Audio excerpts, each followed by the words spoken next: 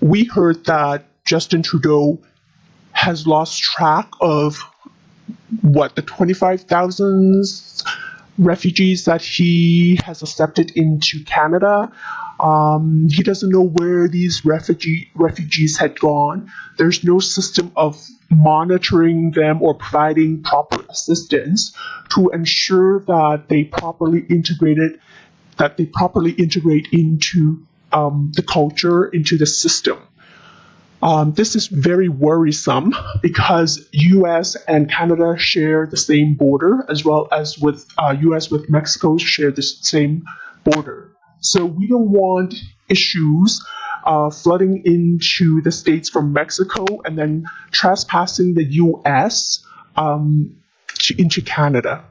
So hopefully Canadians are starting to wake up, pay more attention to what's happening to their country like the Americans are, in order to keep the Western and North American culture, border, and language safe, and their freedoms and rights will be secure and preserved for future generations. Sorry, I have to make a correction.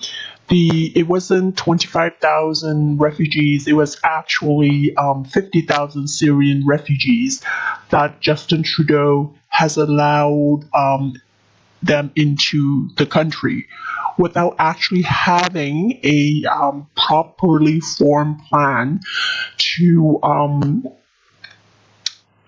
integrate them into the Canadian society. Now, with this massive number of refugees and without proper plan, it could, and is probably happening, that it would be a very heavy burden on the Canadian taxpayers. So it would be a burden on the tax system, the healthcare system, and the education system. Never mind that it's also a potential threat to the Canadian culture of life if these refugees cannot, and would not be part of the Canadian society and adopt the Canadian culture. Multiculturalism is not a good thing for national pride and national sovereignty, because cultures are different and cultures do collide.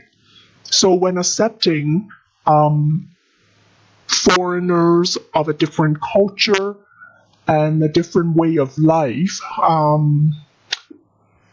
it could be a problem without any planning ahead of time to help these people be part of the Canadian economy and the Canadian society. Canadians should be happy and blessed that that Canadians share a border with the Americans as opposed to Mexico, because logically, people would want a strong ally, a strong partner, a strong friend, and a strong companion, and not a weak one. Human nature, we all like to have someone who's strong enough and is able to protect us. That is no different from a country's perspective, from the citizens of that country as well.